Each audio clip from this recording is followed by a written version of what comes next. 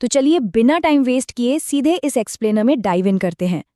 12th class के physics exams बस सिर पर हैं और प्रत्यावर्ती धारा यानी ऑल्टरनेटिंग करंट, जिसे हम शॉर्ट में एसी कहते हैं, लिटरली एक गेम चेंजर टॉपिक है।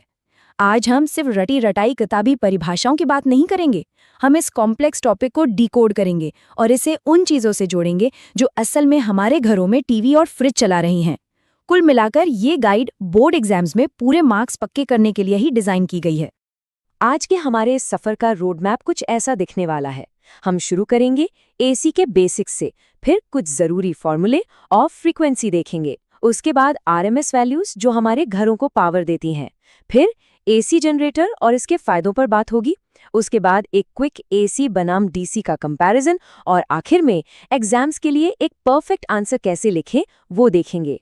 सेक्शन 1 प्रत्यावर्ती धारा यानी एसी के बेसिक्स। तो चलिए सबसे पहले अपनी नींव मजबूत करते हैं। देखिए, सबसे काम की बात तो इसके नाम में ही छिपी है। वो धारा जो अपना मान और दिशा यानी मैग्नीट्यूड और डायरेक्शन टाइम के साथ लगातार बदलती रहे, उसे ही प्रत्यावर्ती धारा या एसी कहते हैं।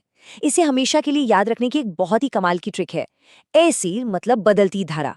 बस इस ट्रिक को दिमाग में फिट कर लीजिए, फिर ये कॉन्सेप्ट कभी नहीं भूलेगा। और हाँ, हमारे घरों के सॉकेट्स में जो बिजली आती है ना, वो यही एसी ही होती है। सेक्शन 2 आवश्यक फॉर्मूले और फ्रीक्वेंसी।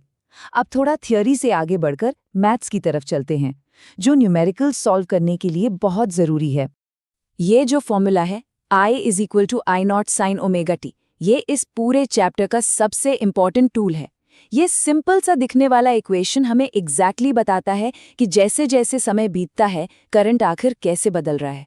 एग्जाम्स में न्यूमेरिकल्स का एक बहुत बड़ा हिस्सा सिर्फ और सिर्फ इसी एक फॉर्मूले के इर्द गिर्द घूमता है। अब मैथ्स को थोड़ा आसान बनाने के लिए चलिए इसके हर एक वेरिएबल का मतलब समझते हैं। यहाँ I का मतलब है किसी एक पर्टिकुलर टाइम पर करंट। I0 है पीक करंट यानी मैक्सिमम करंट।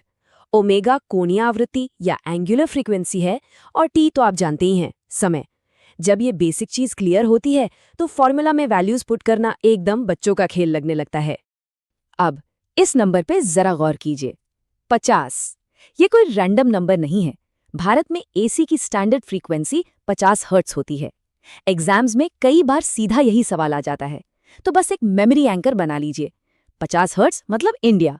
इससे ऑब्जेक्टिव सवालों में 1 सेकंड के अंदर सही ऑप्शन टिक हो जाएगा।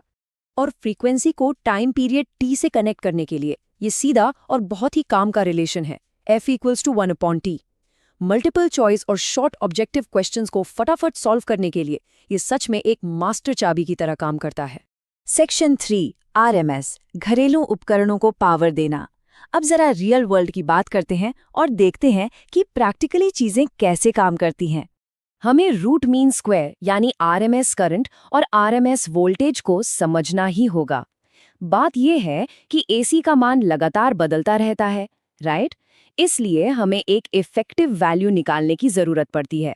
मैक्सिमम करंट या मैक्सिमम वोल्टेज को बस √2 से डिवाइड कर दीजिए और ये इफेक्टिव वैल्यू मिल जाएगी।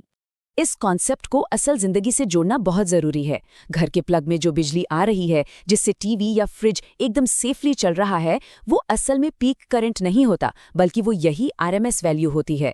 मतलब ये सिर्फ एक मैथमेटिकल फॉर्मूला नहीं है, ये लिटरली हमारे घरों की लाइफलाइन है। सेक्शन 4 एसी जनरेटर और इसके फायदे। अब मैथ्स तो समझ लिया, पर ये पावर आखिर पैदा कैसे होती है? चलिए वो देखते हैं। इस पावर का सोर्स है एसी जनरेटर, वो मशीन जो ये प्रत्यावर्ती धारा बनाती है। और अगर कोई पूछे कि इसके पीछे का प्रिंसिपल क्या है, तो वो है इलेक्ट्रोमैग्नेटिक इंडक्शन। ध्यान रखिएगा, बोर्ड एग्जाम्स में ये सिद्धांत अक्सर सीधे सीधे 1 नंबर के सवाल में पूछ लिया जाता है। हिस्ट्री में जब पावर ट्रांसमिशन की रेस चल रही थी ना, तो एसी की जीत हुई थी। क्यों?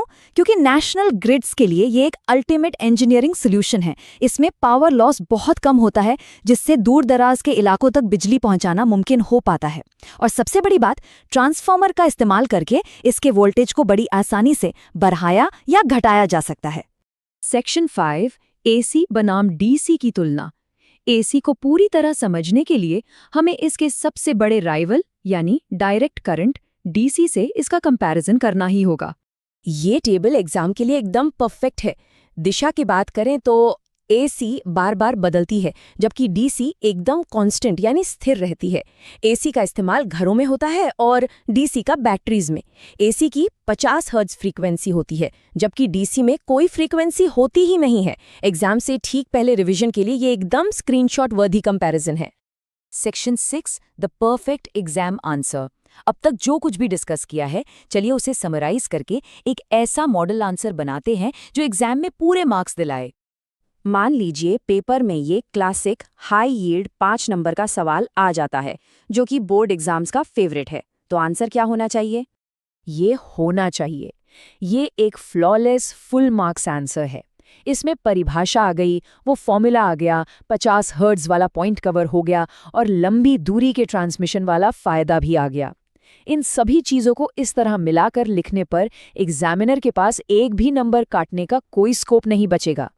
तो आज के इस एक्सप्लेनर को खत्म करने से पहले एक सवाल सोचने के लिए छोड़ता हूँ। आज पूरी दुनिया एसी पर निर्भर है, क्योंकि लंबी दूरी के ट्रांसमिशन में इसका पावर लॉस कम होता है। लेकिन क्या कभी सोचा है कि भविष्य की ऐसी कौन सी टेक्नोलॉजी हो सकती है जो एक दिन हमारे इस पूरे करंट ग्रिड सिस्टम को ही रिप्लेस कर दे? सिलेबस से थोड़ा बाहर जाकर इन चीज़ों पर